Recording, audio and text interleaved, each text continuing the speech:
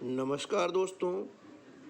जैसा कि आप सब जानते हैं कि 12 नवंबर 2021 को पूरे देश में एक साथ राष्ट्रीय उपलब्धि सर्वे यानी नेशनल अचीवमेंट सर्वे, जिसे नेस के नाम से भी जाना जाता है, आयोजित होना प्रस्तावित है। इस सर्वे के अंतर्गत कक्षा 3, 5 व 8 के बच्चों का मूल्यांकन किया जाएगा और कक्षा 8 में हिंदी, गणित, विज्ञान व सामाजिक विज्ञान विषयों का मूल्यांकन किया जाएगा। इस जो मूल्यांकन में है, सर्वे में यानी नेशनल अचीवमेंट सर्वे में बच्चों की तैयारी करवाने के लिए इन विषयों के लर्निंग आउटकम्स आधारित प्रश्नों का अभ्यास कराने हेतु राज्य शिक्षा केंद्र द्वारा अभ्यास प्रश्न बैंक जारी किए गए हैं। तो आज की वीडियो में हम कक्षा 8 का अभ्यास प्रश्न बैंक विषय विज्ञान के बारे में बात करेंगे। तो चलिए शुरू करते हैं हम आज का वीडियो प्रश्न क्रमांक 1 के साथ। पहले हम निर्देश पढ़ लेते हैं कि प्रश्न पत्र के निर्देश क्या होंगे, है ना। निर्देश हैं, प्रत्येक प्रश्न के उत्तर के रूप में 4 विकल्प दिए गए हैं। सही विकल्प चुन करके उस पर गोला बनाना है, ठीक है ना। यह निर्देश दिए गए आपको कि प्रत्येक प्रश्न के 4 विकल्प दिए जाएंगे, उनमें से एक सही विकल्प होगा जिस पर आपको गोल घेरा बनाना है, ठीक है। प्रश्न पहला है, नीचे दिए गए कथनों को पढ़िए। 4 कथन दिए गए हैं। पहला कथन है, बीजों के अंकुरण के लिए नमी आवश्यक है। दूसरा कथन है, पौधों की जड़ों द्वारा जल, खनिज व उर्वरकों का अवशोषण होता है। तीसरा, सिंचाई से मिट्टी का गठन सुधर जाता है, यानी मिट्टी की संरचना, है ना। और चौथा जो कथन है वह यह है कि सिंचाई से मिट्टी को ह्यूमस प्रचुर मात्रा में मिलता है, ठीक है। अब आगे दिया गया है कि किन कथनों से स्पष्ट होता है कि फसल के लिए सिंचाई आवश्यक है, मतलब सिंचाई क्यों आवश्यक है, यह आपको बताना है। तो आप देख रहे हैं यहाँ पर 4 ऑप्शन दिए गए हैं और चारों ऑप्शन में अलग अलग कथन का उल्लेख किया गया है। आपको देखना यह है कि सिंचाई क्यों आवश्यक है, इसके लिए सही कथन कौन सा होगा। तो हम देख रहे हैं कि सिंचाई से नमी आती है और नमी बीजों के अंकुरण के लिए आवश्यक है, इसलिए कथन नंबर 1 आपका सही होगा। उसके बाद हम देखते हैं कि सिंचाई से मिट्टी का जो गठन होता है, यानी मिट्टी की जो संरचना होती है वह सुधर जाती है ना। तो ये 2 मतलब कथन है, वे सही उत्तर आपके होंगे और ये दोनों कथन ऑप्शन बी में आपको दिखाई दे रहे हैं, इसलिए जो है क्या होगा कि हमारा जो ऑप्शन बी है वह सही उत्तर हो जाएगा, है ना। ये ऑप्शन बी पे हमने गोला लगा दिया है, ठीक है। चलिए अगला प्रश्न है, प्रश्न नंबर 2, निम्नलिखित में से किस कार्य से मिट्टी को पोषक तत्व प्राप्त नहीं होते हैं, है ना। किन कार्यों से मिट्टी को पोषक तत्व प्राप्त नहीं होते हैं। ऑप्शन ए, फसल चक्रण, बी, खेत को कुछ समय बिना कुछ उगाए छोड़ देना, सी, कटाई करना, डी, जैविक खाद का उपयोग। इसमें से सही उत्तर क्या है ना। इसमें से सही उत्तर होगा कटाई करना, क्योंकि कटाई करने से मिट्टी को पोषक तत्व प्राप्त नहीं होते हैं, इसलिए हमारा जो ऑप्शन सी है वह सही हो जाएगा। इस पे हम गोला लगा देते हैं, है ना। इस पे ये हमने गोला लगा दिया है, ठीक है। चलिए नेक्स्ट क्वेश्चन है, चित्र में दिया गया कृषि यंत्र किस कार्य के लिए उपयोगी है। आप देख रहे हैं चित्र में एक दिया गया है कृषि यंत्र और इस कृषि यंत्र का नाम क्या है, कल्टीवेटर, है ना। और कल्टीवेटर जो है वह खेत की जुताई करने के काम आता है है ना। कटाई करने के लिए हार्वेस्टर मशीन होती है, ठीक है ना। तो यहाँ पर सही ऑप्शन क्या हो जाएगा, सही ऑप्शन होगा आपको होगा जुताई, है ना। तो प्रश्न क्रमांक 3 का ऑप्शन बी सही हो जाएगा और इस पर हम लगा देते हैं इस प्रकार से गोला, ठीक है। प्रश्न नंबर 3 का ऑप्शन बी। चलिए नेक्स्ट क्वेश्चन देखते हैं। बूझा ने पौधे लगाने के लिए 2 गमले तैयार किए हैं, है ना।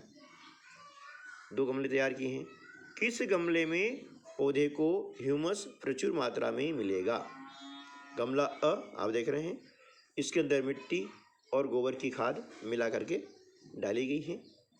गमले बी में मिट्टी और यूरिया दोनों मिला के डाला गया है। तो आपको देखना है कि किस गमले में, है ना, ह्यूमस की प्रचुर मात्रा होगी। तो ऑप्शन आपको दिए गए हैं ए, बी, सी और डी, अलग अलग ऑप्शन आपको दिए गए हैं।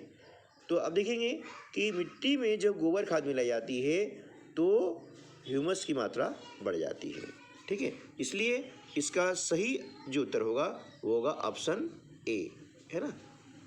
चौथे का सही उत्तर क्या जाएगा, ऑप्शन ए। ये आपका सही उत्तर हो गया है और हमने लगा दिया है गोला, ठीक है। चलिए नेक्स्ट क्वेश्चन।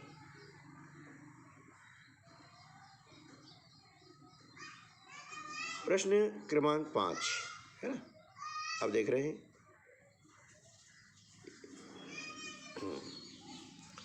यहाँ पर चित्र में 2 गमले अ और ब आपको दिख रहे हैं।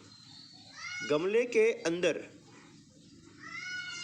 पड़े हुए पदार्थों का अवलोकन कर अनुमान लगाइए कि गमलों की सामग्री में 1 महीने पश्चात क्या अंतर दिखाई देगा। आप देख रहे हैं कि गमले जो अ है उसके अंदर मिट्टी और पादप अपशिष्ट है। पादप अपशिष्ट मतलब जो पौधे के पत्तियां वगैरह, है ना, ऐसे जो अपशिष्ट पदार्थ हैं वो उसके अंदर रखे हुए हैं। गमला बी है, उसके अंदर है मिट्टी, पॉलीथीन, कांच के टुकड़े और प्लास्टिक के टुकड़े। आपको बताना यह है कि 1 महीने के पश्चात इन गमलों की सामग्री में क्या अंतर दिखाई देगा। तो ऑप्शन आपको दिए गए हैं 4। ऑप्शन ए, गमले अ की सामग्री का अपघटन हो गया। अपघटन मतलब वह समाप्त हो गया है, उसका रूप परिवर्तित हो गया है, जिस रूप में था वो रूप अब नहीं रहा, है ना। ये कहलाता है आपका अपघटन। गमले ब की सामग्री का अपघटन हो गया। सी, दोनों गमलों में अपघटन की प्रक्रिया समान रूप से होगी। और डी ऑप्शन है, दोनों गमलों की सामग्री में कोई परिवर्तन नहीं होगा। तो हम देख रहे हैं कि गमले अ में मिट्टी और पादप अपशिष्ट है, इसलिए इनका अपघटन हो जाता है, जबकि पॉलीथीन और कांच के टुकड़े, है ना, और प्लास्टिक के टुकड़े, इनका अपघटन इतनी आसानी से नहीं होता है, ठीक है ना। तो 1 महीने के पश्चात मिट्टी के साथ में जो पादप अपशिष्ट हैं उनका अपघटन हो जाएगा।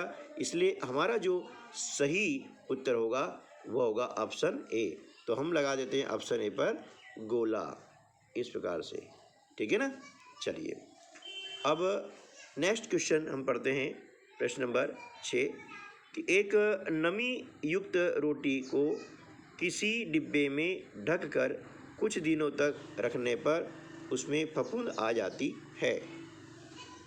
फफूंद की वृद्धि के लिए कौन सी परिस्थिति उत्तरदायी है। 4 ऑप्शन दिए गए हैं। पहला ऑप्शन है सूर्य प्रकाश की उपस्थिति, बी पानी की अनुपस्थिति, सी सूर्य प्रकाश की उपस्थिति और डी है कार्बन डाइऑक्साइड की उपस्थिति, ठीक है ना। तो इसमें क्या होगा, सही ऑप्शन होगा ए, यानी सूर्य प्रकाश की अनुपस्थिति के कारण फफूंद आ जाती है। तो हमारा सही आंसर हो जाएगा, है ना, ऑप्शन ए, ठीक है ना। और हमने इस पर लगा दिया है गोला, ठीक है। चलिए अब क्वेश्चन नंबर 7 आप देख रहे हैं कि यहाँ पर पौधों के चित्र हैं। दिए गए जो पौधे के चित्र हैं उनमें से किस पौधे की जड़ नाइट्रोजन स्थिरीकरण का कार्य करती है ना। आप देख रहे हैं 4 चित्र दिए गए हैं, अ, ब, स और द। आपको बताना यह है कि इन चारों में से किस पौधे की जड़ है ना, नाइट्रोजन स्थिरीकरण का कार्य करती है। तो इसमें आप देख रहे हैं कि सही आंसर क्या होगा, ए, ऑप्शन ए। क्यों? क्या आप देख रहे हैं नीचे जो चित्र है इसके अंदर जो जड़ें हैं, जड़ों के अंदर जो है बारीक बारीक गठाने हैं, है ना, और बारीक बारीक जो गठाने होती है इनमें राइजोबियम जीवाणु होता है जो नाइट्रोजन को स्थिरीकरण का कार्य करता है। इसलिए हमारा सही आंसर हो जाएगा ऑप्शन ए। ठीक है ना बेटा, ये हो गया आपका सही ऑप्शन, और इसमें हमने लगा दिया है गोला। चलिए नेक्स्ट क्वेश्चन है,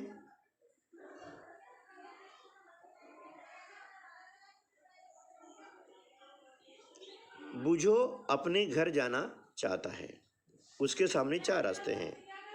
रास्ता 1 चिकनी मिट्टी का, रास्ता 2 घिसा संगमरमर का, रास्ता 3 गिट्टी का, रास्ता 4 बर्फ का।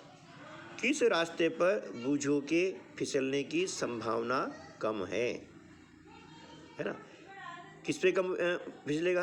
आप देख रहे हैं चिकनी मिट्टी पे भी वो फिसल जाएगा, जो संगमरमर घिसा हुआ है उस पे भी वो फिसल जाएगा, है ना। गिट्टी में क्या होगा, फिसलन कम होती है, और बर्फ़ में भी फिसलन ज़्यादा होती है। इसलिए सही उत्तर क्या हो जाएगा, रास्ता 3 गिट्टी, यानी ऑप्शन सी, है ना। गिट्टी में क्या होगा कि घर्षण जो है अधिक होता है ना, इसलिए उसमें फिसलन नहीं होगी। ठीक है ना, तो हमारा जो है ऑप्शन सी है वह सही उत्तर होगा। चलिए नेक्स्ट क्वेश्चन देखते हैं फिर।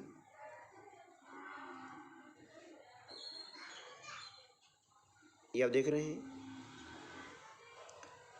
कॉलम ए के अंतर्गत दिए गए वैज्ञानिकों के नामों को कॉलम बी में दी गई उनकी खोजों से मिलान करना है। ठीक है ना, अब सही मिलान किस ऑप्शन में होगा उसको आप देखना है ना। कॉलम ए में दिए गए वैज्ञानिक Louis Pasteur, Robert Koch, Edward Jenner, Alexander Fleming. सामने उनकी दी गई खोजें। अब किस वैज्ञानिक ने कौन सी खोज की, इसका हमें सही संबंध स्थापित करना है। तो देखिए, जैसा आप जानते हैं कि लुई पाश्चर ने किसकी खोज की थी, है ना। लुई पाश्चर ने किसकी खोज की थी, किण्वन की, है ना। और रॉबर्ट जो कोच है ना, रॉबर्ट कोच है, इनने खोज की थी किसकी, एंथ्रेक्स जीवाणु की। एडवर्ड जेनर ने खोज की थी चेचक की, और एलेक्जेंडर फ्लेमिंग ने खोज की थी पेनिसिलिन की। तो ये हमारा सही जवाब हो जाएगा ऑप्शन सी, है ना। इसमें आपने देखा यह सही जोड़ी बन रही है, तो ऑप्शन सी को हमने क्या किया, कर दिया है गोला। ठीक है ना। चलिए नेक्स्ट क्वेश्चन है, ब्रेल पद्धति चाक्षुष विकृति युक्त व्यक्तियों के लिए सर्वाधिक लोकप्रिय साधन है।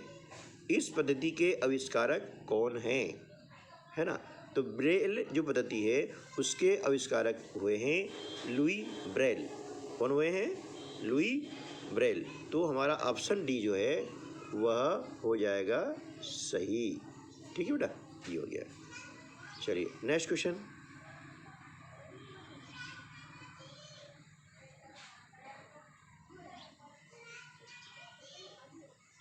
आप देख रहे हैं कि यहाँ पर चित्र में 2 कप, मतलब आप देख रहे होंगे, है ना, कागज़ के 2 कप हैं।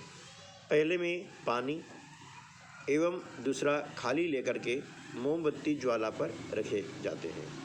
ठीक है ना, मतलब 2 मोमबत्तियाँ हैं, इसके ऊपर एक में पानी भर के और दूसरा खाली रख दिए।